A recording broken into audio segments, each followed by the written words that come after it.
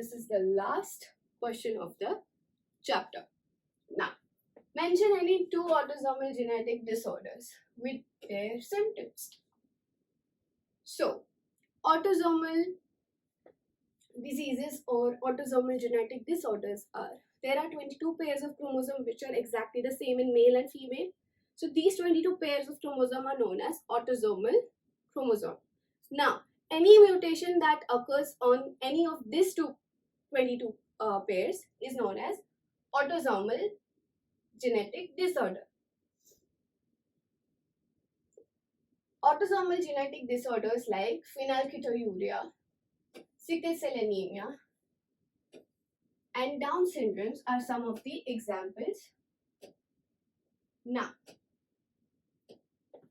we're going to write 2 of them. Okay.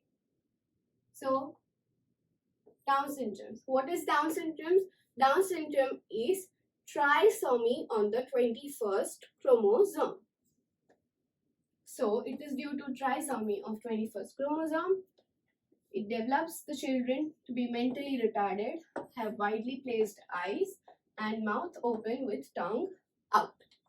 Second, phenylketonuria or PKU. It occurs because of the mutation caused by lack of enzyme phenylalanine hydroxylase.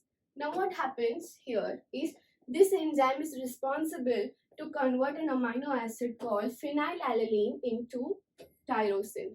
Now, this is not being converted into tyrosine. So, symptoms of these genetic disorders are skin discoloration or hypopigmentation and the child being mentally retarded. So, extreme mental retardation and hypopigmentation of skin and ischemia. So, students, by this we come to an end of the session.